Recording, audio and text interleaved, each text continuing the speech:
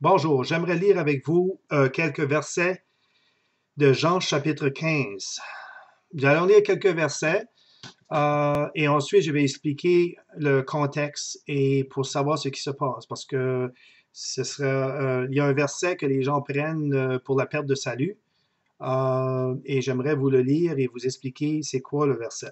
Verset 1, moi je suis le vrai cep et mon père est le cultivateur. Le cep, c'est Jésus-Christ. Donc, je répète, moi, je suis le vrai cep, c'est-à-dire Jésus-Christ, et mon Père est le cultivateur. Tout sarment en moi qui ne porte pas de fruit, il l'ôte, et tout sarment qui porte du fruit, il le nettoie, afin qu'il porte plus de fruit. Vous, vous êtes déjà nets à cause de la parole que je vous ai dite. Demeurez en moi et moi en vous, comme le sarment ne peut pas porter de fruit de lui-même, à moins qu'il ne demeure dans le cep, de même vous non plus, vous ne le pouvez pas, à moins que vous ne demeuriez en moi. Le verset 6, si quelqu'un ne demeure pas en moi, il est jeté dehors comme le sarment, et il sèche, et on les amasse, et on les met au feu, et ils brûlent. Verset 6, c'est le verset que j'aimerais focuser le plus. Si quelqu'un ne demeure pas en moi, c'est-à-dire si un chrétien ne demeure pas en Jésus, il est jeté dehors comme la branche qui sèche et on les amasse et on les met au feu. C'est-à-dire, la branche, c'est le chrétien, il va sécher et on va le jeter au feu et il va brûler. Euh, Dans les Écritures, c'est pas parce que nous voyons le feu que ça parle toujours du feu de l'enfer. Le feu n'est pas toujours relié avec l'enfer, avec l'éternité. C'est la même chose avec le mot sauver. Lorsqu'on voit le mot sauver dans la Bible, ce n'est pas toujours le mot sauver pour le salut des âmes, pour la foi, le salut, la vie éternelle. C'est aussi, on peut voir dans certains contextes que le mot sauver peut être aussi préservé. Lorsqu'on lit dans Timothée, la femme, lorsqu'elle va enfanter, elle aura des enfants et elle sera sauvée.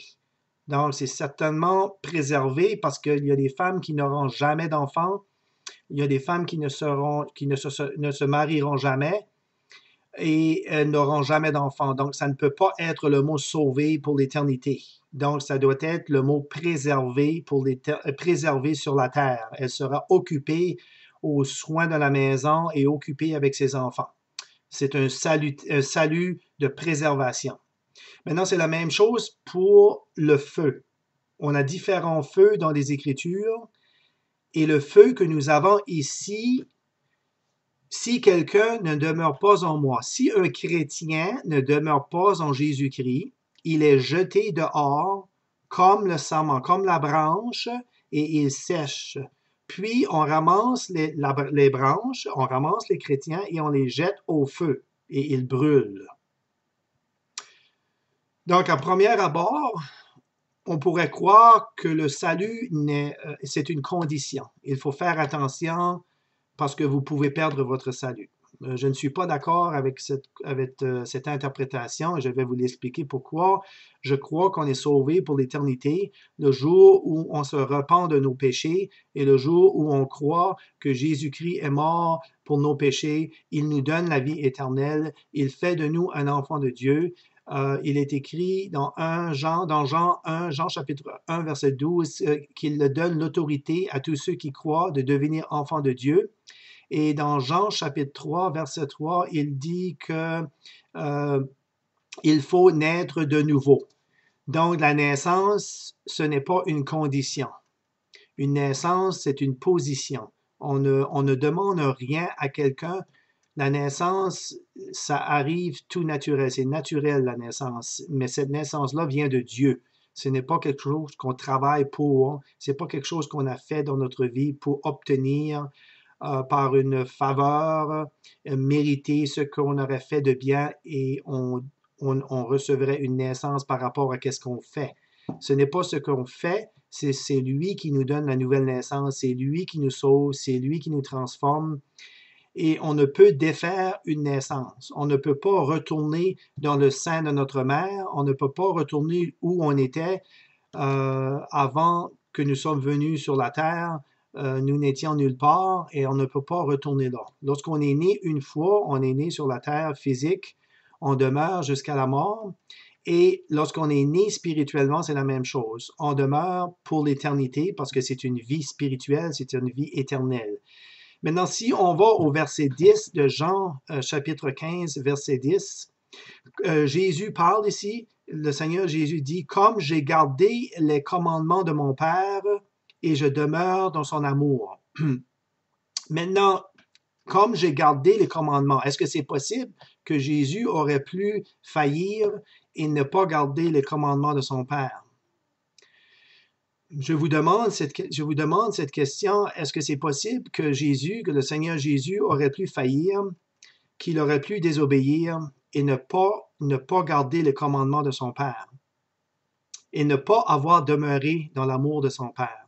Maintenant, si vous me répondez oui, c'est possible que le Seigneur Jésus aurait pu faillir, il aurait pu pécher, alors je vous dis, vous n'avez rien compris. Parce que les Écritures disent que Jésus est Dieu. Et comment Dieu pourrait-il faillir à ses propres Écritures? Comment le Seigneur Jésus-Christ, qui est le Fils de Dieu, qui est Dieu manifesté en chair, comment aurait pu-t-il faillir? C'est impossible. C'est que vous n'avez pas compris sa naissance spirituelle, c'est-à-dire qu'il n'est pas né comme nous, il est né de la Vierge Marie, il est né d'en haut, il vient du ciel, et c'était impossible pour lui de faillir sa mission. Il a accompli parfaitement les 10 commandements, il a accompli parfaitement dans l'amour de son Père, et il a été jusqu'à la croix, et il s'est sacrifié pour nous. Il était le seul qui pouvait le faire, le seul qui pouvait se sacrifier lui-même pour ôter le péché des hommes. Mais si vous me dites qu'il aurait pu faillir, vous n'avez rien compris. Vous n'avez pas compris que Jésus-Christ est divin, que Jésus-Christ n'a aucun péché. Maintenant, pour cela, je vais lire dans 1 Jean chapitre 3, verset 5. Et qu'il n'y a pas de péché en lui. L'apôtre Jean dit qu'il n'y a aucun péché dans le Seigneur Jésus-Christ. Il n'y a aucune tache de péché originelle.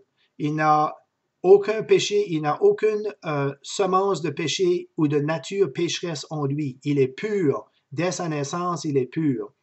Ensuite, l'apôtre Pierre nous dit que dans 1 Pierre chapitre 2, verset 22, il nous dit « Lui qui n'a pas commis de péché ». Non seulement Jean nous dit qu'il n'a pas de péché en lui, mais l'apôtre Pierre dit qu'il n'a jamais commis de péché. Donc ici, nous voyons que c'est plus qu'un homme, c'est plus qu'un être humain, car vous et moi, nous sommes des pécheurs à la naissance. Sans avoir commis un seul péché, nous sommes sous la condamnation du péché, parce que nous sommes nés sous la condamnation de Adam et Ève, et nous sommes des pécheurs. Nous avons dans notre corps un système qui répond au péché, qui aime le péché, qui savoure le péché et qui est contre Dieu. Et par cela, nous avons pratiqué le péché. Et nous sommes pécheurs, mais si nous avons reçu le Sauveur, Jésus-Christ, nous sommes des pécheurs sauvés par la grâce de Dieu. Éphésiens, chapitre 2, verset 8, nous dit que c'est par la grâce que nous sommes sauvés par le moyen de la foi, et cela ne vient pas de nous, ce n'est point par les œuvres. Cela a été dit, cela a été fait par Dieu, ça vient de Dieu, ce n'est point par les œuvres. Donc, retournons au chapitre 15. Le verset 16 nous dit, « Ce n'est pas vous qui m'avez choisi, mais c'est moi qui vous ai choisi et qui vous ai établi, afin que vous alliez et que vous portiez du fruit et que votre fruit soit permanent. » Le chapitre 15 de Jean, c'est par rapport aux fruits, c'est par rapport à la vie chrétienne. Cela n'a aucun rapport avec le salut. Le salut, c'est que nous sommes nettoyés, c'est que nous sommes tous nets. C'est écrit dans le verset 1, 2, que nous sommes nettoyés et tous nets, nous sommes propres, nous avons nos péchés pardonnés. Donc, nous sommes déjà des enfants de Dieu. Mais un enfant de Dieu, Dieu veut qu'on produise des fruits. Donc, on produit des fruits pour la gloire de Dieu. C'est-à-dire que notre témoignage, On rend un témoignage pour Dieu sur la terre. Nous sommes des petites lumières, des luminaires qui éclairent les ténèbres et qui pointent une direction et qui enseignent et prêchent l'Évangile pour que les gens soient sauvés. Maintenant, le fait qu'un chrétien peut brûler, c'est-à-dire être jeté dans le feu, si on lit la Bible de King James, qui est une Bible anglaise, King James a ajouté un mot. Le mot, c'est les hommes. Les hommes vont prendre les branches et les jeter dans le feu pour qu'ils brûlent. Donc, les traducteurs de King James ont bien compris que ce n'était pas un feu éternel, ce n'était pas un feu de l'enfer ici dans le chapitre 15, mais c'est plutôt un feu terrestre, un feu qui a été commencé par les hommes. Ce sont les hommes qui vont prendre les chrétiens et qui vont les jeter dans le feu et ils vont brûler. C'est-à-dire que les hommes, les chrétiens qui ne seront pas obéissants aux Écritures, les chrétiens qui ne vont pas s'adhérer à l'amour de Dieu, qui ne vont pas regarder pour plaire à Dieu et à Jésus-Christ, qui ne vont pas focuser sur la personne du Seigneur, vont perdre le témoignage. Ils vont avoir un mauvais témoignage. Et les gens du monde qui haïssent déjà les chrétiens vont certainement se regimber contre les chrétiens de plus en plus et vont ni plus ou moins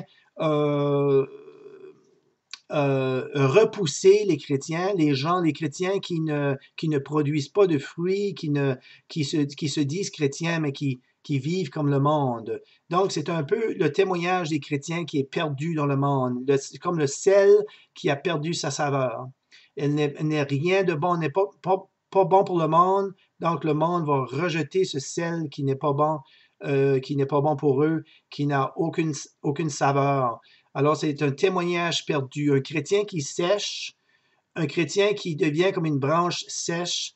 On sait ce qu'on fait. Normalement, on prend la branche et on le jette dans le feu pour qu'elle brûle parce que la branche sèche ne sert absolument rien. Et il y a des chrétiens qui deviennent froids, qui deviennent distants et qui deviennent une branche sèche et les hommes prennent cette branche et la jettent dans le feu. Donc, à constater, il n'est pas écrit les anges prennent les branches et les jettent dans le feu. Il n'est pas dit un feu éternel. Il n'est pas dit un lac de feu ou l'enfer. C'est simplement feu, le feu. Donc, c'est un feu terrestre. Maintenant, je vais vous parler d'un autre feu. Je vais vous parler d'un feu, un autre feu, mais qui n'est pas sur la terre. C'est un feu qui va aussi aller pour les chrétiens. Qu'un tel homme soit livré à Satan. C'est 1 Corinthiens, chapitre 5, verset 5. C'est un péché, c'est un chrétien qui a commis un péché grave. Et il est dit que ce chrétien va être jeté dans les bras de Satan pour apprendre une leçon. Qu'un tel homme soit livré à Satan pour la destruction de la chair, afin que l'esprit soit sauvé au jour du Seigneur Jésus. Donc, on voit ici que même si Dieu le Père nous jette dans les bras de Satan, pour que Satan nous punisse à cause du péché que nous avons commis, nous voyons que cet homme ici, un grave péché, il était avec la femme de son père, peut-être la deuxième femme de son père, et il avait relation sexuelle, et qu'un tel homme soit livré à Satan. C'était tellement grave qu'il fallait livrer cet homme à Satan pour la destruction de la chair, pour qu'il meure physiquement.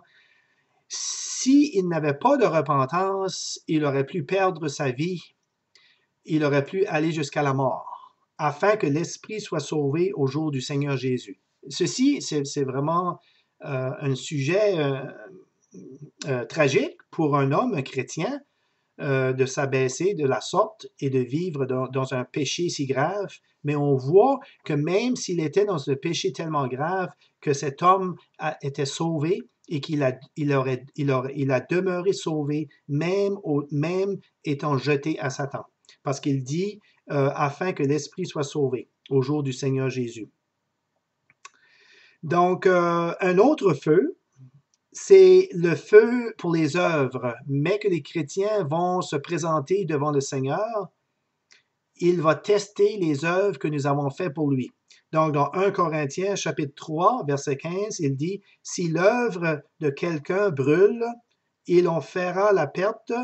Pour lui, il sera sauvé, mais comme au travers du feu. » Donc, on voit ici le feu qui va tester les œuvres des chrétiens. Si le chrétien a bâti avec de l'or, de l'argent, ça sera correct. Mais s'il a bâti des œuvres avec du bois, du foin, ça va brûler. Le bois va brûler, le foin va brûler. Donc, ce qui a été bâti, ce qui a été fait dans la chair, ce qui a été fait selon l'homme, ça ne vaut rien. Selon l'homme, ça ne vaut rien. Ça va brûler au travers le feu et l'homme chrétien va toujours être sauvé. Il sera sauvé, mais comme au travers du feu. Donc, on voit ici trois sortes de feux. On voit le feu, le premier feu, c'est le feu de Jean 15, un mauvais témoignage, et le monde vont brûler les branches, vont juste rejeter complètement ce que le chrétien dit ou fait parce que le chrétien est éloigné de Dieu. Ensuite, on a le deuxième feu, un homme a tombé dans le péché, un chrétien a tombé dans le péché et Dieu va livrer cet homme à Satan afin qu'il soit sauvé au jour du Seigneur Jésus. Et donc, on a le troisième feu, c'est l'œuvre qui va brûler, les mauvaises œuvres que le chrétien aurait fait durant sa vie, et il va être sauvé à travers le feu. Donc, la raison, c'est parce que nous ne sommes pas tous pareils. On doit comprendre que ce n'est pas tous les chrétiens qui vont produire 80% de fruits. Quelques-uns vont produire 60%, un autre 30%, un autre 20%, et quelques chrétiens ne produiront rien. Et c'est ce qui se produit dans Jean 15. Il y a un chrétien qui ne produit rien. Donc, il sèche et il ne sert à rien. Donc, il va être jeté dans le feu des hommes pour un certain temps, mais il est toujours sauvé parce qu'on ne parle pas ici d'un salut éternel, mais on parle plutôt d'un feu temporaire, un feu temporel, un feu terrestre qui n'a aucun pouvoir sur l'âme du croyant, qui ne peut aller au-delà. Il ne peut juste toucher le corps, mais il ne peut pas toucher l'esprit et l'âme qui appartient à Dieu et qui est sauvé. Maintenant, je vais répéter le verset. Si quelqu'un ne demeure pas en moi, il est jeté dehors comme le sarment et il sèche. Puis on ramasse les sarments et on les jette au feu et ils brûlent. Donc, c'est vraiment, comme on dit, la parole de Dieu, c'est pas toujours facile à comprendre. Il y a certains passages qui sont assez difficiles. Mais il faut prendre le temps de méditer, il faut prendre le temps de regarder le contexte et regarder les paroles qui sont écrites et le début jusqu'à la fin et de regarder et de méditer et de faire certain que ce que nous disons, c'est selon la volonté de Dieu. Maintenant, la vie éternelle. Je crois que la Bible enseigne sauvé, toujours sauvé. Donc, si vous êtes sauvé, vous êtes toujours sauvé. Maintenant, les gens qui disent que le feu de Jean chapitre 15, c'est la perte de salut, il y a deux raisons, une des deux raisons qu'ils croient à cela. Premièrement, ils sont ignorants des Écritures. Ils ne connaissent pas assez les Écritures et dans leur ignorance, ils disent des choses qui sont contraires aux Écritures. Mais ils sont sauvés. Ils sont ignorants, mais sauvés. Pas assez éduqués, pas assez instruits dans les Écritures. Ne passent pas assez de temps ou peut-être devraient peut-être fréquenter des gens qui connaissent les Écritures. La deuxième raison qu'une personne dit que le feu de Jean 15, c'est la perte du salut, c'est que cette personne-là n'est pas sauvée. Donc, une personne qui n'est pas sauvée ou ne comprend pas le salut, va toujours dire que c'est impossible d'être sauvé, d'être certain d'être sauvé. Il faut faire attention. C'est comme si Dieu nous aurait sauvés, nous aurait mis sur une montagne, puis là, c'est à nous de décider si on veut rester sur la montagne, et si on décide de descendre la montagne, donc on perd le salut. Euh, donc, ces gens-là, ils croient à la perte de salut. Donc, ils ne sont pas sauvés. C'est des gens qui ne sont pas. C'est une fausse évangile. Ensuite, ils vont dire que Jésus, souvent, ils vont dire que Jésus aurait plus péché. C'est-à-dire, quand j'ai lu les Écritures, que, que Jésus disait, euh, comme j'ai gardé les commandements de mon Père, ça veut dire que Jésus aurait pu dire, je ne garde pas les commandements de mon Père, je vais pas garder les commandements, je vais simplement pas suivre ce que je ne peux pas suivre ce que le Père veut. Alors il a failli, alors il a péché. Pour eux, Jésus aurait pu pécher, c'est-à-dire que Jésus aurait pu faillir. Et c'est pourquoi ils croient à la perte de salut. Donc, ils croient que le Sauveur aurait pu faillir, c'est-à-dire qu'il aurait pu faillir sa mission, et en même temps, il croit que les chrétiens peuvent faillir leur mission aussi parce que s'ils ne font pas la bonne chose, ils peuvent perdre le salut. Donc, euh, clairement, ce sont des gens qui ne sont pas sauvés, c'est une fausse évangile, ou ce sont des gens ignorants, des chrétiens, des enfants chrétiens, des débutants, des gens qui ne passent pas assez de temps dans les Écritures et qui ne comprennent pas la manière la manière de voir le contexte. C'est important de voir le contexte. À qui cela est-il adressé? Est-ce que c'est adressé à moi? Est-ce que c'est adressé à ces gens-là? Est-ce que ce sont des chrétiens? Est-ce que c'est un contexte? Il faut chercher le contexte. Et ces gens-là sont dans l'ignorance. Ce sont des jeunes chrétiens ou des vieux chrétiens aussi, mais qui n'ont jamais appris correctement à trouver le contexte. Maintenant, dans les Écritures, dans le Nouveau Testament, il y a beaucoup, beaucoup de versets qui donnent l'impression qu'on peut perdre le salut. Beaucoup, beaucoup, comme à chaque fois qu'on voit le mot sauver, on a l'impression que ça veut dire le salut éternel. À chaque fois que l'on voit le mot feu, on a l'impression que c'est le feu éternel, c'est l'enfer. Mais mes amis, ne faites pas cette erreur. C'est une erreur. C'est une grave erreur de dire des choses comme ça parce qu'il y a un contexte. Ça peut être un feu créé sur la terre, ça peut être un feu qui est créé par Dieu, mais qui est bon pour nous, un feu, un test. Nous passons à travers d'un test, à travers d'un feu, mais ça peut être aussi le feu éternel. Si vous n'êtes pas sauvé, oui, il y a aussi le jugement éternel et vous allez être jeté dans le feu éternel. Ça, c'est la place terrible, c'est l'endroit où les gens ne sont pas sauvés. Maintenant, ce que je prie pour Dieu, c'est que vous compreniez les Écritures, que vous glorifiez Dieu, parce que j'ai de la misère à croire que quelqu'un qui dit qu'on peut perdre le salut euh, glorifie Dieu. C'est impossible de glorifier Dieu si vous dites que le Seigneur Jésus vous sauve et que vous pouvez sortir du salut. Vous, par vous-même, par votre propre force, vous pouvez sortir du salut. Euh, vous ne pouvez pas sortir parce que c'est une naissance. Ce n'est pas une condition. Lorsque vous êtes venu à Jésus, c'est la repentance de vos péchés et la foi en Jésus-Christ. Et c'est Jésus, c'est Dieu qui vous transmet, qui vous transporte du royaume de Satan. Et c'est Dieu qui vous prend du royaume de Satan et qui vous transporte dans le royaume du Fils de son amour. C'est Dieu qui vous donne la nouvelle naissance. Comment pouvez-vous sortir de Dieu? Comment pouvez-vous sortir? Lorsque j'ai lu le verset qui dit que l'homme qui avait péché, il avait été jeté dans les bras de Satan.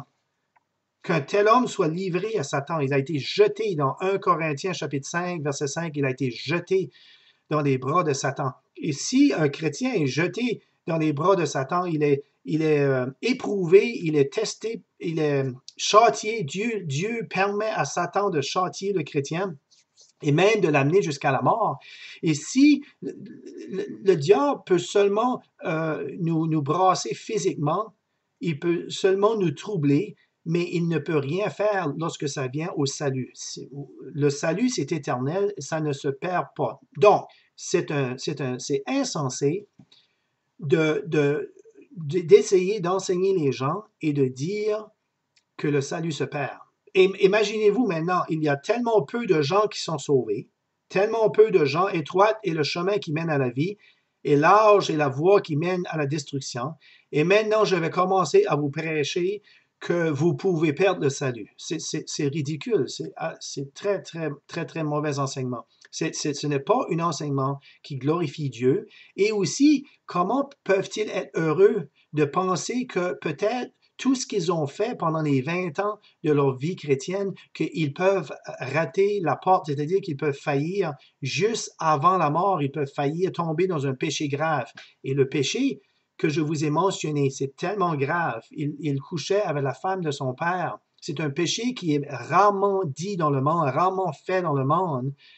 Et c'est tellement grave, mais vous voyez, même les Écritures disent que cet homme est toujours sauvé. Qu'un tel homme soit livré à Satan à cause d'un péché tellement, tellement grave pour la destruction de la chair, même jusqu'à la mort, afin que l'esprit soit sauvé. Donc, il n'a pas touché le salut de cet homme, de ce chrétien, il a touché à son physique, il a touché à sa joie, il a touché à bien des choses, mais il n'a jamais touché à la vie éternelle de cet homme. Cet homme est sauvé pour toujours. Donc, sauvé, sauvé toujours. Et si vous avez un commentaire, allez-y fortement. Je me ferai plaisir de vous répondre. Que Dieu vous bénisse.